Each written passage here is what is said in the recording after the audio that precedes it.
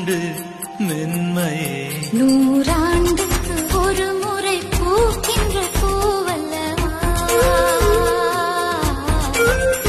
இந்த பூவுக்கு சேவகம் செய்வதன் நீ அல்லவா.